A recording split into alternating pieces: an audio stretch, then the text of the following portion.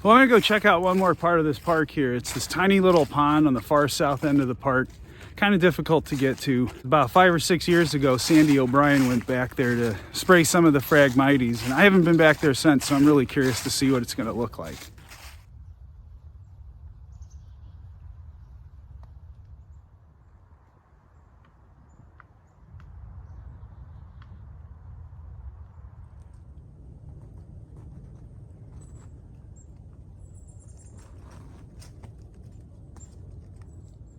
Oh, here we are. Yeah, I haven't been back here in 6 years. It was like late June 2015, I think it was.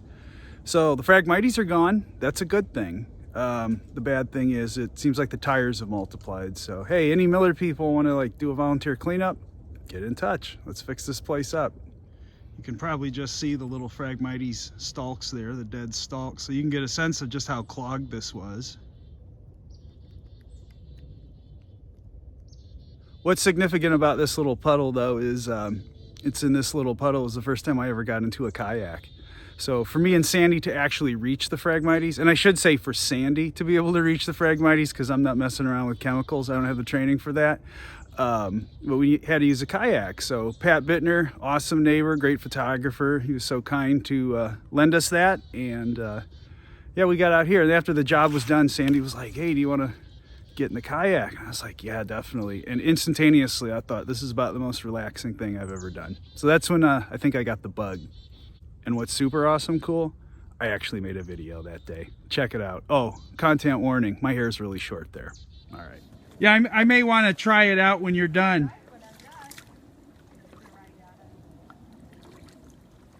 And we'll see you later.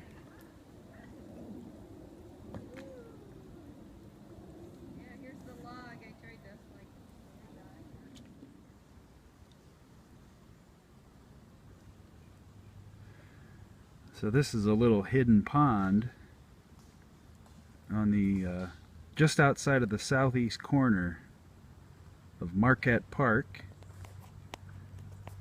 and it's been very neglected over the decades. I've been pulling out glass bottles that date back probably 40 or 50 years, but the big problem here are the phragmites, which were threatening to clog and choke out this little wetland,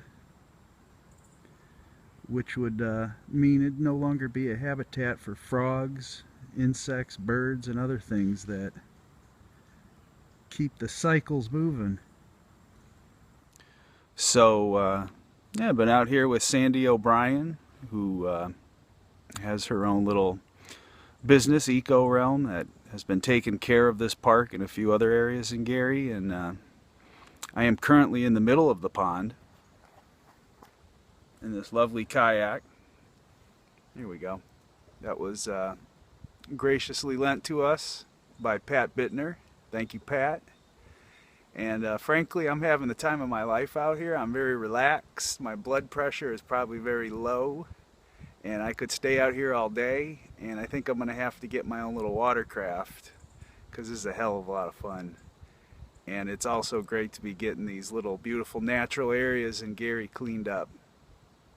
Pretty fucking happy right now, actually. You can see Sandy out there, and she is spraying an herbicide to control and, well, kill the phragmites so they don't choke this pond out. And it looks a lot better than it has in a couple of years. I was last out here, or first out here, in early April. Talked to some of the neighbors, and certainly they'd like to see the bit cleaned up. The territory, the land that we're on right now, or the water I'm in, I should say, is owned by a couple of different entities, one of them being the redevelopment department of Gary. I believe that there were one or two county-based land trusts who may own a bit, one of these or two of these lots. That's just a way of saying out-of-towners owning our property here.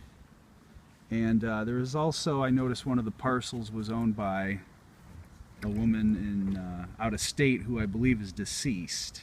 So I think ideally we would want to get this land into the park district, as it is directly adjacent to Marquette Park,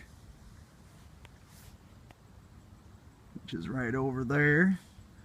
And Sandy and myself and her crew have been doing a lot of work there over the past years. Controlled burns, pulling out invasives, getting the litter out. Because there's more to it than just the beach. In fact, I kind of think these backwoods savannas and wetlands are a little more important and beautiful in my opinion. And certainly they harbor a great biodiversity of life, which is the goal here. We think this pond is possibly being fed by septic systems of the houses around it, which might account for a bit of the smell out here.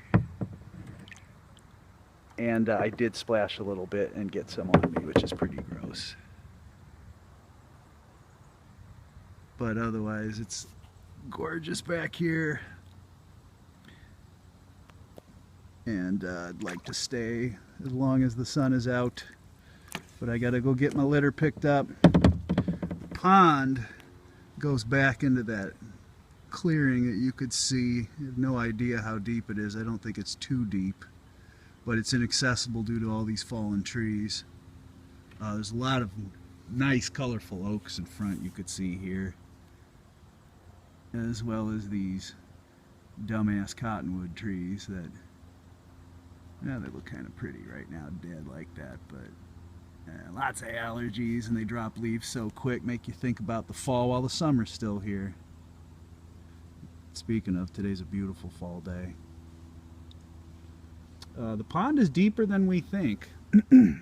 Sandy had tried to go in and get this. Here's a good shadow of some phragmites that are going to be dying because they've been sprayed. Sandy attempted to go in on foot with waders and found it past her waist with about a foot of muck on the bottom, so she was afraid about not being able to get out.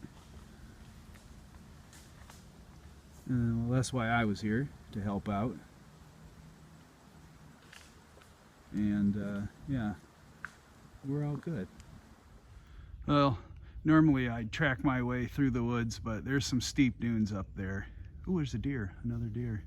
So I think I'm gonna let them have it. I'm just gonna take the streets back home. And again, wishing everybody a happy holiday season from the Calumet Wilderness.